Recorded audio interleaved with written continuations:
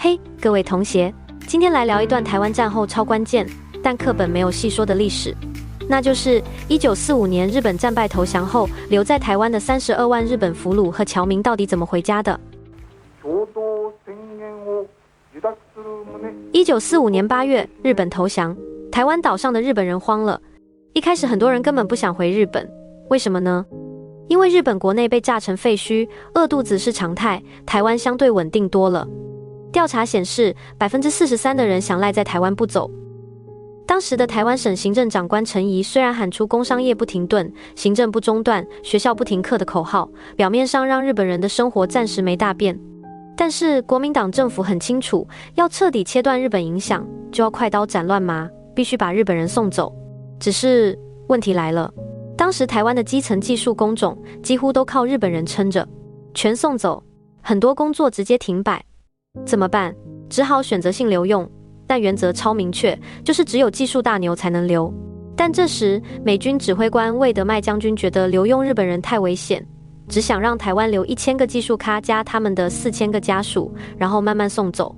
台湾这边急跳脚，讨价还价后，最后实际留了7139名技术咖，加上超过2万名家属，其中农林工矿和交通通讯领域的占到最大宗。然而，遣返不是一个人的事，而是整个家庭。当时台日通婚收养一大堆，超复杂，规则也很细。比如日籍丈夫和台籍妻子的家庭，妻子可留；台籍丈夫加日籍妻子的家庭，妻子可留。看出来没有？就是要把日本男人赶走。但是呢，欠钱、有案在身的日本人，不论男女都不能走。为了完成这次遣返大作战，台湾专门成立了台湾省日侨管理委员会来负责。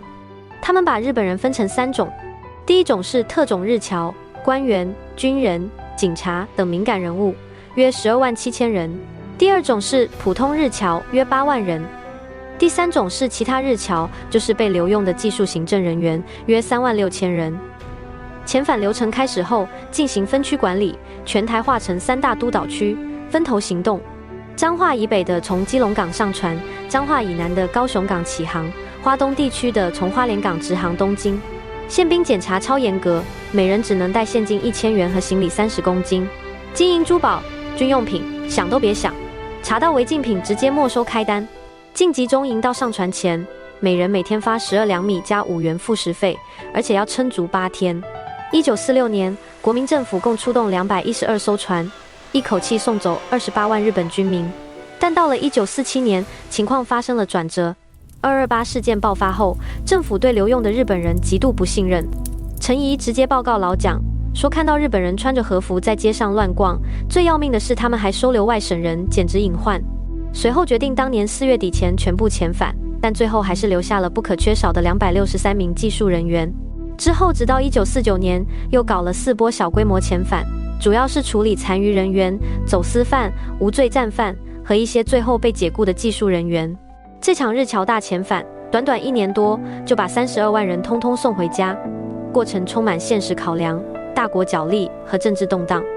对日本人来说，是财产被没收、尊严被检视的难民体验；对台湾社会来说，则是彻底告别殖民时代的关键一步。